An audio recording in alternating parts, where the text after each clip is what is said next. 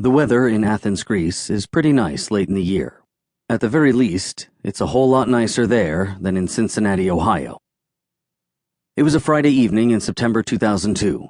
Filippo Passerini, then serving as the Athens-based Vice President of Marketing Operations and Corporate Marketing Team Leader for Western Europe for Procter & Gamble, P&G, got a call from corporate headquarters in Cincinnati.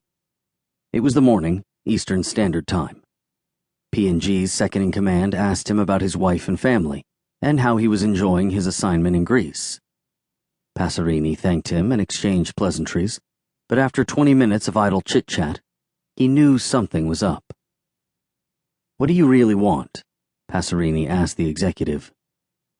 The answer to this question was more complex. At the time, P&G was in the midst of an extremely complicated situation regarding their shared services organization. The company had decided to investigate opportunities to monetize the unit, but the deal was becoming too complex, and employees were frightened about their futures. Would Passerini have any problem curtailing his assignment in Greece sooner than expected to help fix the problem? How soon? Monday.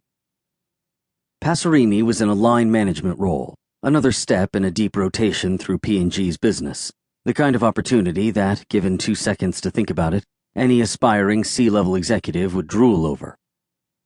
He had made a clear decision to see his assignment through, and to stay away from his background in IT for a few years to get a broader view of business leadership. The shared services project needed leadership, and Passerini knew it. He was far across the Atlantic, but word spread. Many of the 7,500 people in the organization were voicing heavy-hearted concerns about their future. And Passerini and his family were reveling in their life in Athens. Yet there he was, on a plane back to Cincinnati that weekend, about to embark on a journey that would lead him to perhaps the most prestigious role of any information technology leader in the world. Passerini, a native of Rome, Italy, began his corporate career with Procter & Gamble in November 1981. A 24-year-old systems analyst climbed the corporate ladder quickly, rising through the IT organization until being named vice president in 1997. He served in leadership capacities, in IT and various line management functions, on 4 continents before taking the helm of P&G's Global Business Services, GBS, division in 2003, and being appointed Chief Information Officer the following year. Today he sits as Group President, Global Business Services, and CIO of the $83 billion maker of some of the world's most recognizable consumer brands.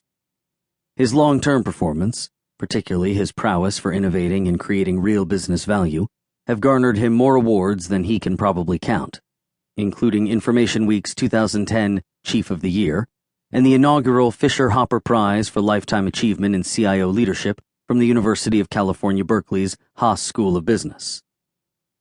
But his ascendancy to that role began with that fateful phone call from Cincinnati in 2002. A few years earlier, Passerini was watching the IT industry turn on its head. The dot-com boom suddenly went bust. Startups, promising new technologies and capabilities to power the era of e-commerce, gobbled up millions upon millions in venture capital money, only to disappear seemingly a month later. Jobs disappeared just as quickly, setting the United States off toward its most turbulent economic decade in more than 50 years. But there was a silver lining for some. Spending on IT infrastructure and services was projected to rise at a steady clip.